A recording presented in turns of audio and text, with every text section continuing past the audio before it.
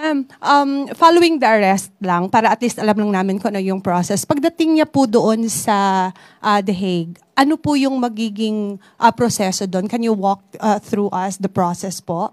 Sa aking pagkakaalam, dadali muna sa isang local court. At doon titignan, alamin kung tama ba yung proseso ng pag-arrest. At kapag ka po na-validate, na sinabi naman na tama ang pagkakadala sa kanya ng sapilitan ng walang otoridad. Yan yung pinakasimple. Yan ang pinakasimple para sa taong bayan. Unang-una po, paano po magiging kidnapping kung may warrant of arrest? It was issued by an authority. By the court. He was not extradited in the first place. He was surrendered. It would be different from to surrender and to extradite. So I just have to correct on that. Tama siguro sa number 1 question yung tanong ko dahil kumusta na po ngayon kung meron kayong tuloy-tuloy na monitoring kay dating Pangulong Rodrigo Duterte, nasaan na po siya at ano na po yung kanyang lagay? Sa ating pagkakaalam, sa huling ulat po sa atin ay siya po ay nasa Dubai. At sa ngayon po naman po kasi ay nasa maganda naman po siyang kondisyon, meron po siyang kasama. Yung preferred nurse niya po, may kasama rin po siyang abogado at kanyang preferred na security. Kasi po sa post po ng kanyang daughter na si Kitty Duterte, parang 8 hours daw pong biyahe, isang sandwich lang yung kanilang kinain. Alamin po natin ang katotohanan po niyan. Thank you. Leth Narciso, DZRH. Good morning, Yusek. May gagawin po ba ang pamahalaan para tulungan si former president? Kasi ang dating doon sa kanya mga taga-suporta is basta natin ibinigay sa ICC. Hindi. What do you mean po na kung tutulungan po ng pamahalaan, may bibigyan na tulong? Paano pong tulong ang dapat asahan kung meron po siyang sariling abogado? But anyway, meron man po tayong batas, ang RA 9851. Kung saan sinasabi po, no, kahit po ang dating Pangulong Duterte ay masasabi pong dapat na usigin or kailangan magkaroon ng hearing sa ICC, hindi naman din po papabayaan ng ating gobyerno, lalong-lalo na po kung ito ay tungkol sa kanyang karapatan. Sino man, kahit hindi po dating Pangulo, basta po Filipino, makakaasa po yan ng tulong sa ating pamahalaan. May attend po ba o nag-reach out po ba mula sa kampo ni former president? Wala pa po kaming natatanggap na anumang report patungkol dyan. Clay Pardilla, PTV4.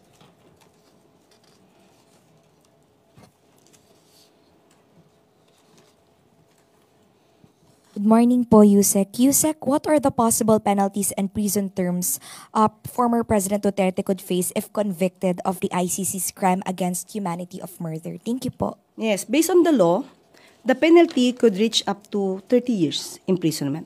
But it depends upon the defenses that can be availed of by the former president. Tuesday New, DZWB. Good morning, Yusek. Kahapon po ay may mga sinasabi pa rin yung kampo ni dating Pangulong Duterte na he was denied of his right, especially yung medical attention. Hindi po ba naibigay sa kanya yung standard operating procedures na i-undergo siya ng medical examination upon his arrest? Hindi po yan totoo. Dahil nung panahon po na siya po ay nasa kustodiya na po, talaga pong ang pagtrato po sa kanya ay hindi po lamang basta-basta. Tinrato pa rin po siya bilang Pilipino at bilang former president. Kompleto po ang kasamahan po doon, may mga doktor po, may mga nurse, nandun din po ang kanyang mga abogado. So wala pong katotohanan na hindi po nabigyan siya ng tamang atensyon, especially patungkol sa medical needs na kailangan po niya. Hindi po ba yung request daw po na dalhin siya sa ospital dahil considering his health condition nga daw po kahapon na umaga hanggang gabi nag-travel, napagod, bumaba na yung blood sugar level, kinailangan daw sanang mai-ospital, hindi po ba yun kasama doon sa medical attention na dapat ibigay daw sa kanya? Kung ang nagsasabi naman po na doktor na nag-attend po sa kanya ay hindi naman po sinasabing critical ang kanyang kondisyon, hindi naman po kinakailangan siya idalhin sa hospital. Thank you po. Melvin Gascon, Inquirer.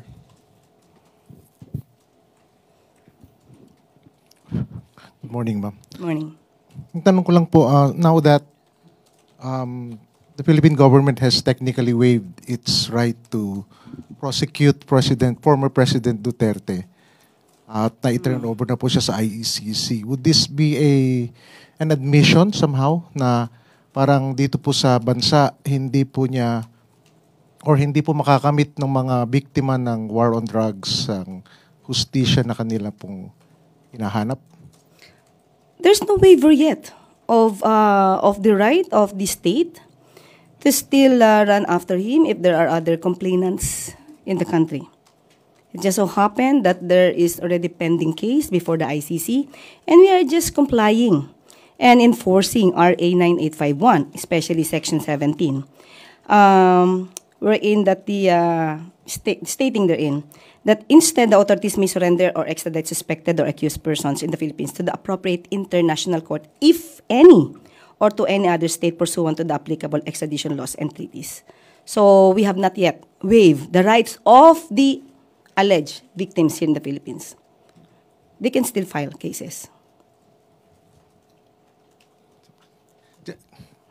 Just follow up, ma'am. Paano po namin, ano pong i-expect namin na magiging policy po ng government sa pakikipagtulungan sa ICC pag meron pong mga upcoming requests, halimbawa, ganito rin po ba na it will be through the Interpol? Or Opo, dahil hindi po tayo miyembro ng ICC, pakikipagtulungan lang po tayo sa Interpol at ganun pa rin po siguro ang senaryo, pero depende pa rin po sa magiging sitwasyon. Kung halimbawa po yung taong kailangan silbihan ng warrant of arrest ay voluntary namang mag-surrender, so may iba naman po yung sitwasyon. But still, we will comply with our commitment with the Interpol. thank you, ma'am. Crisel Insigne, IBC 13. Yusek, may bearing pa po ba yung final po nila Attorney Panelo po na habeas corpus, gayong nasa ICC na po si former President Duterte? Supreme Court lamang po ang makakapagsabi niyan, but normally po, usually po, kapag ka po yung tao ay nasa ibang bansa na po at nadala na po, nagiging moot and academic yung issue. But depende pa po rin yan sa Supreme Court. Hindi po natin pwedeng pangunahan kung ano po ang magiging decision ng Supreme Court dito. Follow up lang po, Yusek. Lumipad na po si VP po papuntang Netherlands. Sino po yung nakapag-clearance to travel po ba siya? Hindi po namin alam kung nakapag-clearance siya. Madalas naman po yata siyang umalis ng walang clearance. Hindi ko po, I'm sorry for that. Hindi po wala po tayong information on that. Thank you po. Alvin Baltazar, Radyo Pilipinas. Yusek, magandang umaga po. Yusek, nabanggit niyo kanina yung support doon sa naging desisyon ng gobyerno natin na i-turn over sa through Interpol sa ICC si Pangulong Duterte. Ang nabanggit niyo kanina, group of lawyers, pagkatapos yung mga victims. Pero how do you assess the public's assessment doon sa naging hakbang ng ating pamahalaan? Ano po ba yung naging public sentiments? Ano po? Ano po yung, sabi niyo po yung may sentimiento ng publiko. Ano po ba yung sinasabi niyong sentimiento? Yung assessment po natin. Ang assessment natin. Assessment po na okay. palas tungkol. Kung anong sentimiento ng tao? In general. In general, Do we gain support doon sa naging Asya? kung pag-uusapan po natin ay pagbibigay ng hustisya at pagko-comply sa tamang batas, mas maiintindihan po ng taong bayan kung naging tama po ba yung naging hakbang ng administrasyon. So ang mas maganda lamang po dito ay malaman nila kung paano ba ito nagsimula. Bakit nagkaroon ng warrant of arrest? Bakit kailangan makipag-ugnayan sa Interpol?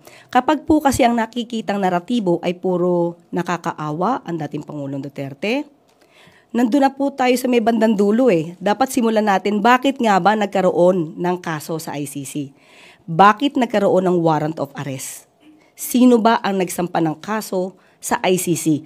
Kailan ba tumiwalag ang bansa sa ICC? Hindi pa po ba nung nagkapagsampa na ng kaso, ito mga biktima, di umanong biktima ng Pangulo? Dapat yun po sana ang masimulan sa taong bayan para maintindihan nila kung bakit kinakailangan po na mangyari ang ganito, bakit kinakailangan din po tayong mag-comply sa ating commitment to the Interpol. So, sa akin pong palagay, kapag ka po naintindihan nila ito lahat, magiging positibo naman po ang tanaw nila sa ginawa po ng administrasyon. Salamat po, Yusek. Richmond Quevedo, Daily Tribune.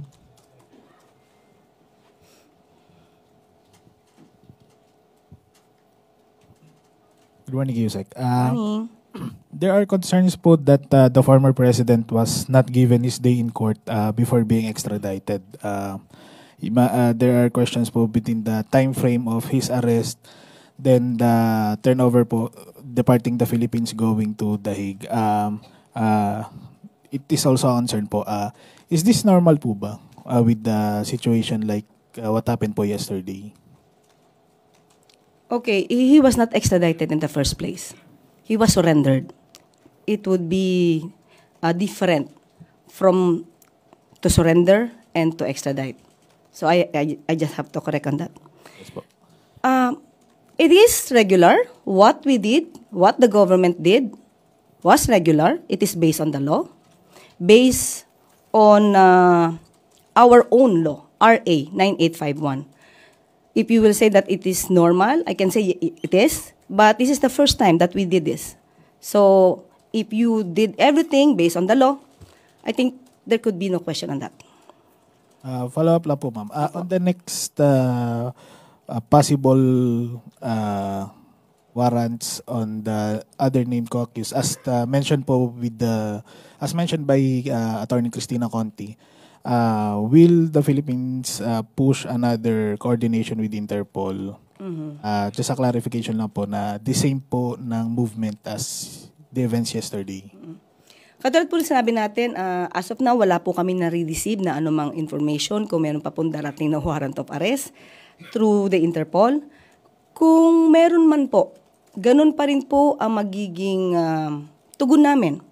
Kapag hiningi po ng Interpol ang tulong ng administrasyon, tutugon pa rin po tayo. Sabi nga rin po natin, magiging iba po siguro yung sitwasyon kung yung mga tao na maaaring maging subject of a warrant of arrest ay kusang magsusurrender. Hindi na po siguro kakailanganin yung naging drama po kahapon. Last na lang po, Yusek, from my end. Is the Philippines considering to rejoin the ICC? As of now po, we have not, there's no discussion on that. We will just cross the bridge when we get there. Wala pa po, as of now. Thank you, Yusek. Maricar Sargan, Brigada FM. Good morning, Yusek. Sa ambush interview po kagabi ni VP Sara, binanggit niya na yung pag-aresto kay dating Pangulong Rodrigo Duterte is parang state kidnapping daw po. Any reaction from the palace? State kidnapping. What does he mean by that? Now, what does she mean by that? State kidnapping. Well, I guess I have to stick with the word kidnapping. Ano-ano po ba yung elements ng kidnapping? Ba? Pagkuha ng sapilitan ng walang otoridad. Yung pinakasimple. Yun ang pinakasimple para sa taong bayan. Unang-una po, paano po magiging kidnapping kung may warrant of arrest? It was issued by an authority, by the court. Kapag ka po mayroon ng issuance ng anumang order from the court, we have to comply. Especially sa ating po nangyari ay through Interpol.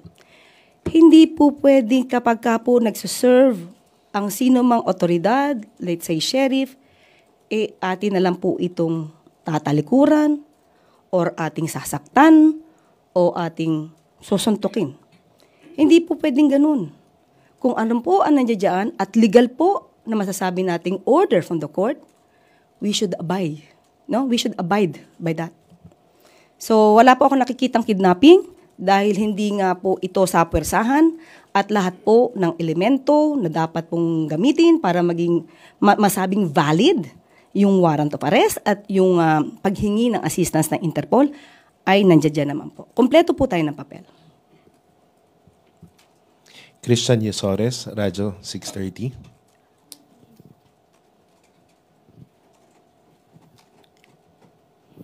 Good morning, Yusek. May we ask lang po yung siguro reaksyon ng Palasyo o ng Pangulo doon sa statement naman po ng kanyang kapatid na si Senator Amy Marcos na nadismaya po doon at naawa sa pag-aresto kay Duterte. Ang sabi po niya, hindi na raw tayo natuto at gulo lang ang idudulot nito. Wala rin anyang pakinabang sa mga naghihirap na Pilipino ang pag-aresto. It also even reminded her daw sa kanilang ama, the late President Marcos Sr. noong 1986. I guess she was referring when the late President was ousted. Ano pong sagot dito ng Palasyo o ng Pangulo? Nung tinanong po natin ng Pangulo dyan ay hindi pa po niya napanood ito at hindi rin po niya panabasa. So as of the moment, wala pong reaksyon ang Pangulo patungkol dyan. Thank you po. Sam Medinilla, Business Mirror. Good morning po, ma'am. Morning. Yung regarding lang po dun sa follow-up dun sa question ni Sir Melvin kanina, yung hindi po ba makaka-apekto yung pag-transfer kay former President Duterte sa ICC dun sa mga pending illegal drugs cases dito sa Pilipinas? Sa aking palagay, hindi naman po. Kung maaga po niya na madidepensa ng kanyang sarili, dahil sabi naman po niya, wala naman siyang kasalanan. Wala siyang nilabag. So napakadali po kay dating Pangulong Duterte. Sa kanyang palagay na malulusutan niya ang hearing sa ICC. So pagdating po niya at kung siya man po ay successful sa kanyang pagdedepensa doon, maaari niya naman pong kaharapin ang kaso dito. Tapos on another matter, ma'am, sa economic naman po ako. Last year po, recently po naglabas ng data yung BSP regarding the FDI flow sinks to 110 million lowest in 11 years. Bumaba po yung foreign direct investments na nakuha yung ng Pilipinas last year. Humina? Po, humina. Despite dun sa mga initiatives ng government to attract foreign investors. Ngayon, ano po yung parang gagawin ng government to ensure na this year, medyo tumaas na po ulit yung FDIs natin?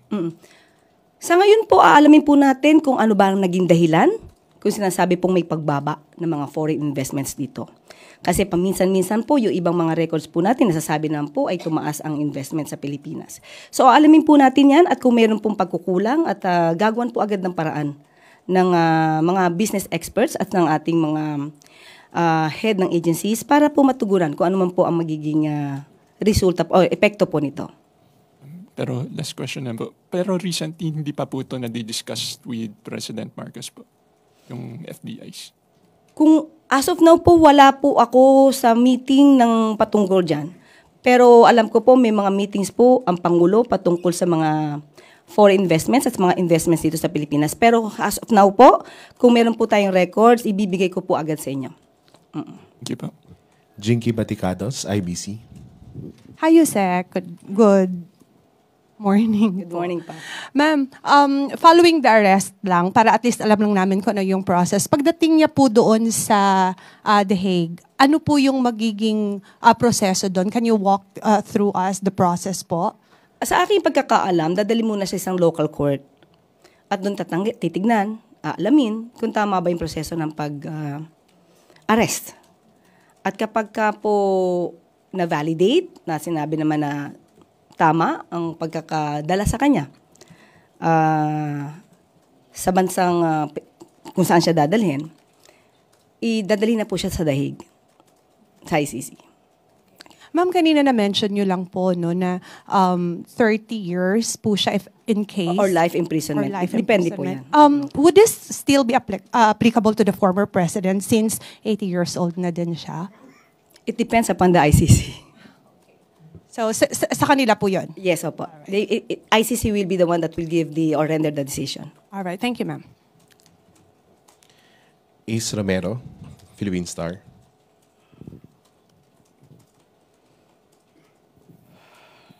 Yusek, good morning. Kasi yung isa sa mga common arguments against dun sa pagsuko or yung pag-yield sa ICC ng mga suspect is if the local courts are working, then why would you let international court intervene with their cases? So, given what happened yesterday na sinuko nga ang dating Pangulo, how would you respond to that? Actually, natugunan na po yan eh. May response na po yan, kaya po nagtuloy-tuloy yung investigation. Kung natatandaan niyo po, nabigyan po sila ng 1 year to act on the alleged complaints. Pero wala po kasi naging aksyon para po sampahan agad ang dating Pangulong Duterte. Kaya po nagtuloy-tuloy po yung investigasyon ng prosecutor. So, nasagot na po yan, kung yun po yung pag-uusapan natin. They were given due process. Sila po yung hindi tumugon. Sila po yung hindi nakipag-ugnayan. Natatandaan mo po natin, sinabi rin po ni Senator Bato na siya po ay nakakatanggap di umano ng notice. Pero hindi niya po tutugunan ito dahil hindi po siya sigurado at sa kanyang palagay po ay walang jurisdiction ang ICC. Kung may nagkulang man po at sinasabing hindi sila nabigyan ng due process, sila po mismo ang tumalikod sa kanilang karapatan na madinig ng prosecutor patungkol sa kanilang mga ebidensya. Kasi if I'm not mistaken, the argument refers to the courts or the judiciary system itself, no? Meaning kapag nagwo-work naman daw yung judicial system sa Pilipinas, then why would an international court intervene in a particular case? Can we say that the local courts are still working, our local courts? Of course. It's still working. Pero sa pagkakataong ito, sa panahon ng dating Pangulong Duterte, hindi natin alam. Kaya nga nagkaroon ng hearing or nagkaroon ng pag-file ng complaint sa ICC. Katulad ng sinabi ko, binigyan ng gobyerno ng 1 taon para patunayang gumagana ang hustisya laban sa mga war on drugs ni dating Pangulong Duterte. Pero wala pong naisampa. Kaya po nagtuloy-tuloy ang investigasyon ng prosecutor. Follow-up lang po, related question. There are calls by some supporters of the Duterte family, no, na people power daw po. Mag-launch daw ng people power in support of the former president, and some are calling on people na pumunta sa streets. What do you say to those kinds of statements? Hindi po ba pagbabagsak ito ng gobyerno? Unang-una po, may warrant of arrest. Pangalawa, may case na nakafile. Pangatlo, may mga di umanong biktima na magsasalita patungkol sa kaso. Hindi po ito basta gawa-gawa na kwento. May mga biktima. Hindi ito pagpaplanta ng ebidensya. Hindi galing ang kaso sa Pilipinas. Ito, ang kaso ay pending sa ICC. Ano ang magiging dahilan nila para himukin ang taong bayan na mag-alsa laban sa pamahalaan? Samantalang ang pamahalaan ay gumagawa, tumutupad ng batas.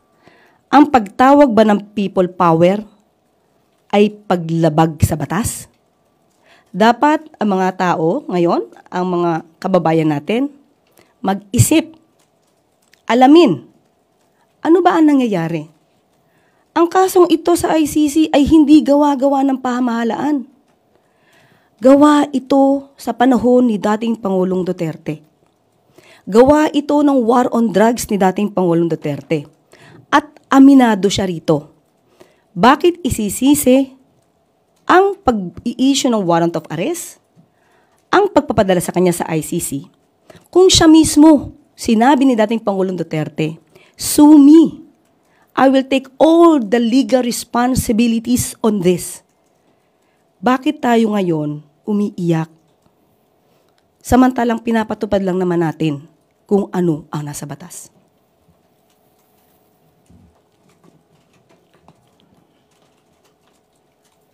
Ivan Mayrina. Yusek, naturally naglulutangan po yung iba't ibang legal opinions tungkol dito sa, well, first in our history na nagkaroon po ng ganitong pagsuko sa isang dating Pangulo sa isang foreign court.